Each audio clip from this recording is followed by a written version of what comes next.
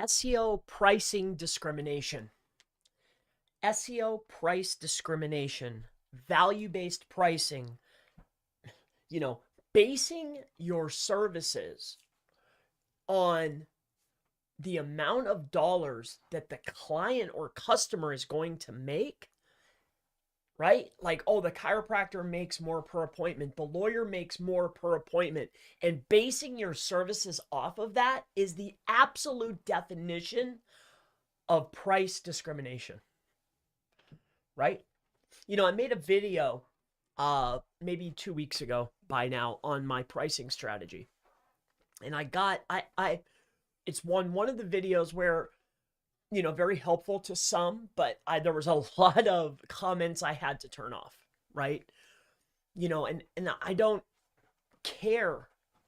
Okay, I'm, blocking somebody's hustle. Right is right and wrong is wrong, right? In my opinion. And I can have my own opinion. It's my channel, right? But in any case, my name is Chris Palmer with chrispalmer.org.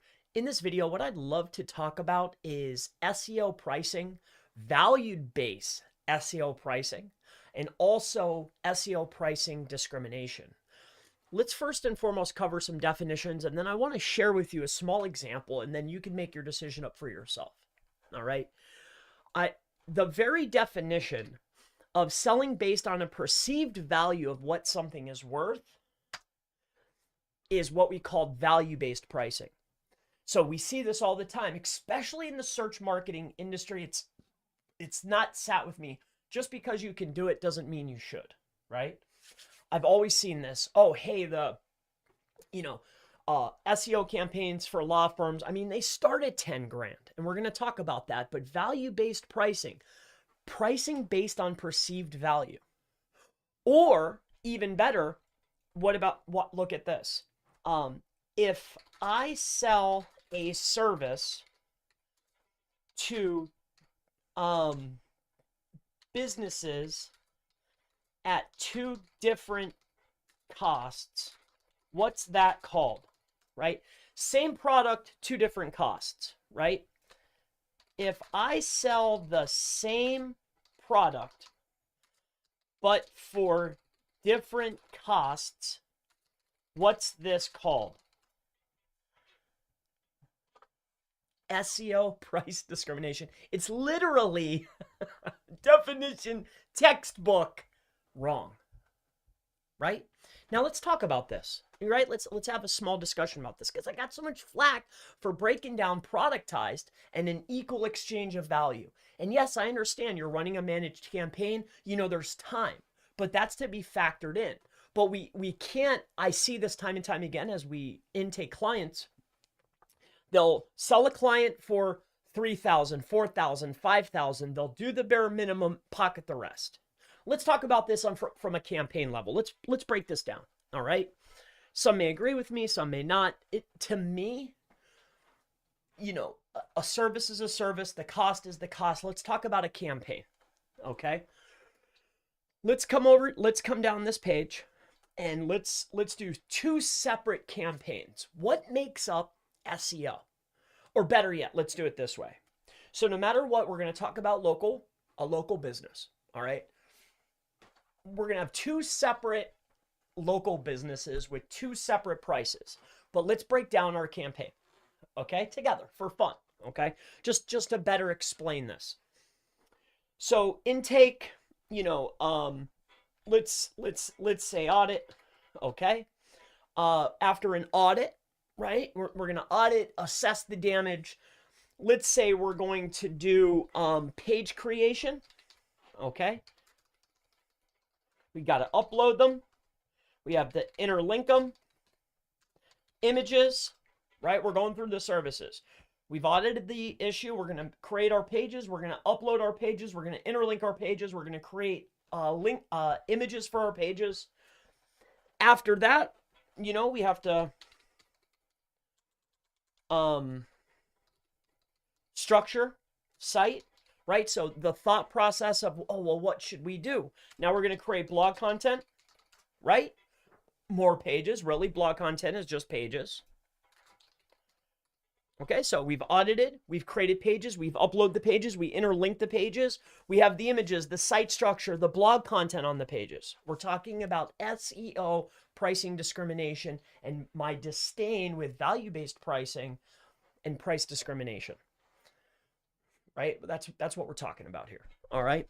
So now we're breaking down a campaign. We're actually going to do 2 campaigns, all right? So audit, page creation, upload, interlink, images, site structure, blog content pages, okay? We have our informational, citation, right? Location citations, okay? Niche citations. Directory listings, right? Niche directory, all right? Data aggregator, okay? Data aggregation submission, right? Now we're building out our campaign. We're doing some of our off-page stuff, correct? Right? And for the most part, we pretty much have everything. We're not talking about, we might as well. Okay, we're going to leave off web design because the time and the impact, most people already have the site there in place. That's its own service. We're talking about SEO services, not web design. Web design is something different, in my opinion. I don't do web design. I do SEO. I do search engine marketing. I do content marketing.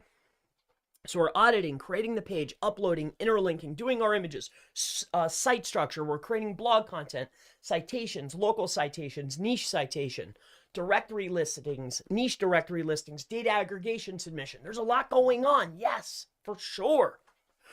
Then on top of that, depending on pages, let's do these are both the equal amount of pages on a website, right? But what we're looking at here is 2 separate niches. The same things need to be done, maybe in different volumes, depending on how many services or how many locations, but the same thing needs to be done, right? So data aggregators, let's say we're going to do some guest posting. Let's say we're going to do a press release, okay? And let's say we're going to do some Haro, okay? Now,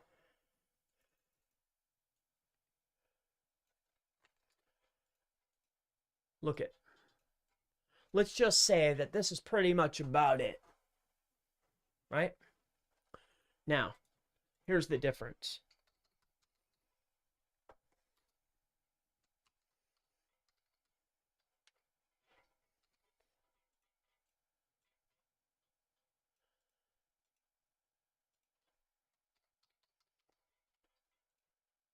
Right?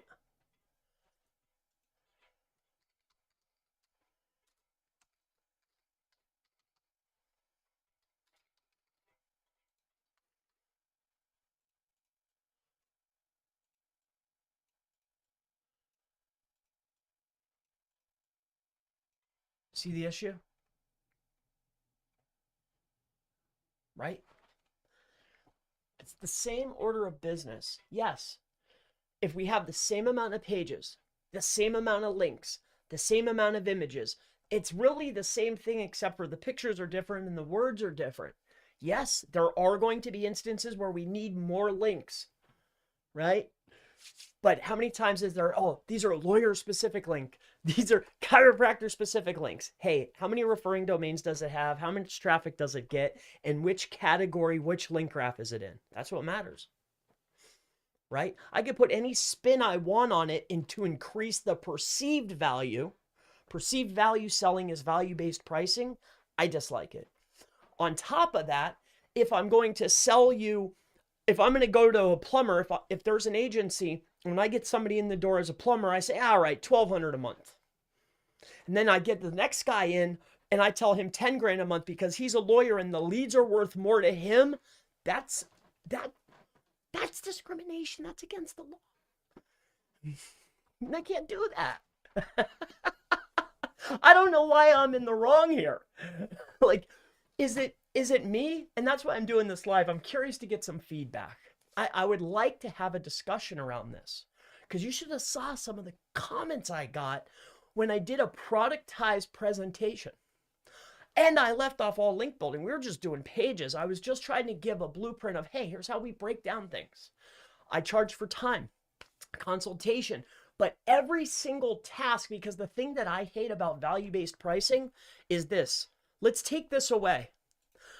We have this, and yes, you and I both know that clients, the only thing they care about is the phone ringing and is their bottom line doing, what's the bottom line, right? How much dollars, how many phone calls, like the traffic, the links, all of that is secondary or minor as opposed to the true KPIs, which are really going to be phone calls and dollars in the door, right? So let's have a small discussion around this because you just saw the comments. Like it was quite interesting to me. But the thing that I dislike the most is I set a price, and without the individual itemized breakdown of each thing to equal the dollar amount, then you're always trying to convey your worth. This is value-based pricing, right? And I'm sure in some markets and in some instances and some clients, I'm sure maybe there's no problem because the perceived value is high and you're getting away with it. But me personally, I dislike it immense, and I'd like to have a conversation around it. I'd love to see what you have to say. Go ahead and put it into the chat. See, customers love productized.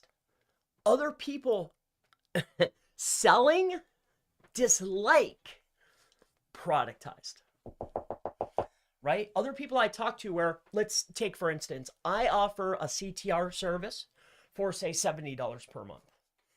I know people that sell the exact same service for $197 per month, right? Same thing. But again, too, if you looked at perceived value or value-based pricing is where, and they also call this, there's another pricing, these are pricing strategies, right? You know, there's moral pricing strategies and there's immoral pricing strategies. Me, myself, we like to do what is called penetration pricing. On top of that, it's productized, right? Now, when we take a look at the value, let's talk about it. Let's talk about it. I'd love to see this. I'd love to see this. Let's have a small talk. Alex, how are you, brother? It's good to see you. I have an SEO pricing related question. I would love some of your thoughts. But this is the main point that I want to get across to you. If you're a business owner, if you're doing SEO, or if you're doing SEO services, you know, there's nothing more that's worse than, you know, charging a high rate. And I know, like, hey, I'm in the industry. I talk to all my friends are in the industry, and I get busted all the time. Oh, you're too cheap, this and that. Yeah, but I can account for every dollar, and I never, ever, ever, ever, ever have to convey the worth. I have superior knowledge, and I'm offering you a fair price service. I'm offering you the best service for the best price. Like there's never a question of dollars. That's never the issue, ever, you know? And if you're just getting into the SEO industry, I would highly recommend, like, yeah, I know agencies, I know law firm agencies right now that we've been picking clients off of. They're starting at 10, bare minimum, got to sign up 6 months. Starting at 10 from the rip, and yeah, they send pretty reports, but then when you go and look at the work, yeah, they build a pretty website. They're not building links. They're not doing any of the stuff. Like, yeah, you build a really nice site, but then you're only building 10 links a month. Where the rest is that going? You know, and you know, if you watch me and you're going to start offering SEO, I would highly, highly, highly recommend, not only from a moral standpoint, but just for your own karmic debt standpoint. Hey, it's an equal value exchange. And then, hey, if you want to charge slightly more because, hey, maybe you created your own PBN, but price accordingly. I can't take an item or a product because at the end of the day, that's what we're doing here. SEO is already commoditized, right? At the end of the day, there's 9 trillion people doing it. Let's be fair. That's all. But anyway, let's see what you guys have to say. I'll answer some questions here. Helen, hey, good to see you. Alex, hey, would you explain to a prospective customer how much new business they stand to gain if they improve their rankings for a specific keyword? Would love your take. Could you do it for Painter Plano? So let's take a look at this, okay? See, how I always explain it is very simple. So this is a really good question when we're talking about pricing or what can they hope to gain? All right. So a painter in Plano. So all we can use is because I don't know each and every market's national averages. But what we can take is we can take average conversion rates of a website, and then we can equate that to our own. So when we have a customer such as Painter in Plano, all right, like if we were able to get to the top positions for Painter in Plano, this is an example that Alex, a subscriber, if you're just watching this, maybe you can't see the chat, he's asking me about. He wants to use this as an example. Like, how would I convey the value and what can they expect to receive if I spend the money, make the investment to try to rank for Painter in Plano? Like, how would you convey this? Well, what I would go take a look at is, well, who's winning for this? Who's up there? Well, I see these two players, and no, I don't know who these sites are. Okay, this is just an example for educational purposes. All right, so I just want to point this out here. So what I would do is I would take a look here, and this is the top person for this particular keyword. So if I have a business that wants to go after just one little tiny keyword, let's take a look at this. All right, so we come inside of here. We're going to go to our organic research. Top keywords is painters in Plano. 12% of their overall. So painter, Plano painters. Okay, so this guy's really doing some serious numbers here. So give me 1 second here. Well, good percentages. Usually when I see keywords like this, they only have 1 or 2 keywords that actually generate traffic for these keyword or keyword variations. And the math is always very simple. It's always black and white. That's why I love SEO, because numbers don't lie, right? Everything is, it's data, right? Like it's math. It's so simple and logical that I love it. Like personally, I just love it. So what we're doing is we're pitching a client. They want to rank for Plano painters, Painter in Plano, right? So how much should they invest and what type of traffic or phone calls can they hope to actually receive if they win these keywords? Well, you go to the top performer that's already doing it and you look at those specific keyword sets for that specific page. Because if we were in that position, we would be getting very, very similar, if not the same, right? But you have to note they probably have some type of referral traffic, which would be coming in off their brand name, not the specific keyword. So let's take a look here. So if we go down this list here, all right, so that's 12. 12 and 12 is 24. 34. 39. 44. 50. 55%. 55%.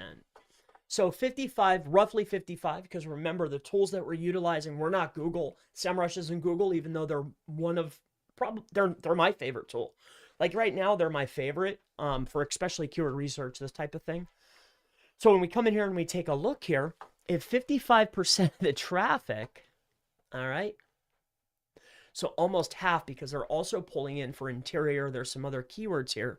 So half of this traffic, 25 visitors on a monthly recurring basis, if you were to get into the upper positions, logically, I would say, hey, if you got into the upper positions, you could look to receive 25 to 50 new people on your website each and every month. Well, Chris, how many jobs will that turn into? Well, on average, generally, for a local website that's targeting a high commercial intent keyword, 4% will actually be a job. Okay? Some sites convert at a magical rate. Like if this was e-com or something along these lines, I'd say 1 or 2%. But usually localized websites that are highly optimized for high commercial intent keywords are in the 4 to 6% range. On average, some markets are different, right? So if we're looking at this and we could just say, hey, 30 to 50 visitors on a monthly basis, realistically, because this is only one keyword that we're looking at. We're looking for painter Plano, painters Plano, and any variation thereof, not interior painting Plano, that's different. I'm only looking at this keyword set. If I were to win, what could I hope to receive? I would say you could potentially get 1 to 2 extra jobs on a monthly recurring basis by bringing in this keyword. And I would be very, very, very, very strong to stand on that. If I could get into the upper first or second positions for this keyword, I would guarantee the customer at least 1 to 2 extra jobs on a monthly basis. But ideally, what I would really want is, hey, let's get into the upper positions, 1 to 2 jobs in the top spots organically. But on top of that, let's double down. Let's get into the 3-pack, which will be another 1 to 2 jobs. Let's say that's 4. And then on top of that, let's also start running some guaranteed and or organic and or banner ads to retarget the people that have already been on our asset or are visiting our competitors' assets, right? And that would probably be another 1, 2, maybe 3. So by doing these things, we could guarantee that we could probably see an uptake of somewhere around 7 new customers by allocating this budget. Now, it's on the business owner. Do I want to invest the dollars? Because how much would this cost to get into this position? We're going to take time out of the equation, even though it's the most important factor in SEO. Page age trumps all other factors. The age of the page is crucial, very important. Yes, you might be able to run right up the ladder, but to take these top spots, age is a factor, big time. Because why would they move the top 3 or top 5 people when they've been there? It's tried and true. Remember, Google's a product, right? So if you have a product and you've been using the same vendor, let's say you're a manufacturer of roofing shingles, and I've been using GAF for the last 30 years, 20 years, 10 years, 5 years, you would really have to prove to me that LGF is that much better for me to make that change. Well, why is Google or the SERPs any different? Google's a product. You would really have to prove to them that you're that much